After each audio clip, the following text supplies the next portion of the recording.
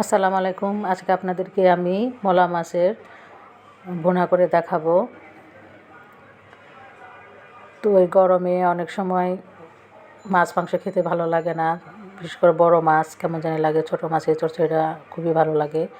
তো চলুন রান্নাটা শুরু করি। এখানে আমি 250 গ্রামের মতো মলা মাছ ধুয়ে কুটে বেছে নিয়েছি, আর একটা টমেটো পেস্ট করে নিয়েছি। চলুন রান্নায় চলে যাই। তো আমি মলা মাছগুলি যে প্যানে রান্না করব সেই প্যানে প্রথমে দিয়ে দিলাম। এখন দিয়ে দিচ্ছি 2 টেবিল চামচের মতো পেঁয়াজ বাটা, আর এখানে টমেটো পেস্ট করে রেখেছিলাম একটা, সেই টমেটো পেস্টটা দিয়ে দিলাম। 1 চামচ লবণ, হলুদ গুঁড়া, মরিচ গুঁড়া, ধনিয়ার গুঁড়া দিয়ে দিলাম পরিমাণ মতো। কাঁচামরিচ 5-6টা ফালি করে দিয়ে দিলাম। এখন দিয়ে দেব সয়াবিন তেল, দিয়ে ভালো করে মাখিয়ে নিব। 2-3 মিনিট ভালো করে মাখিয়ে নিব।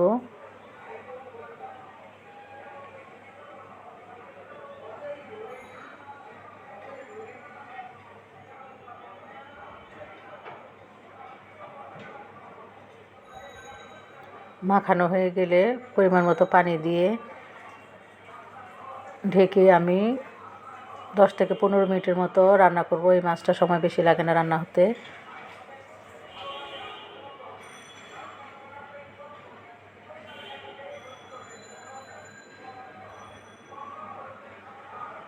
কিছুক্ষণ পর ঢাকনা খুলে একটু নেড়ে দেব।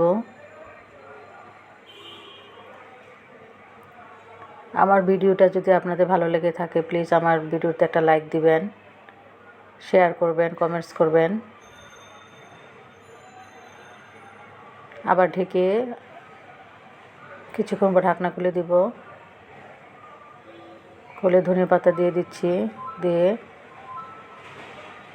চুলার ওপর আর 5 মিনিট রেখে ঝোলটা শুকিয়ে গেলে নামিয়ে নিব।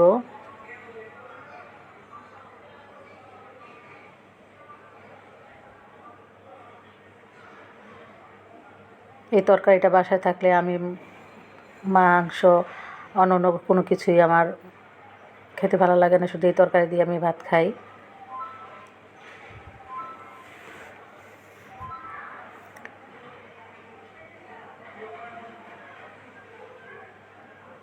তরকারির ঝোল প্রায় শুকিয়ে এসেছে, আর কিছুক্ষণ পরে আমি চুলা বন্ধ করে দেব।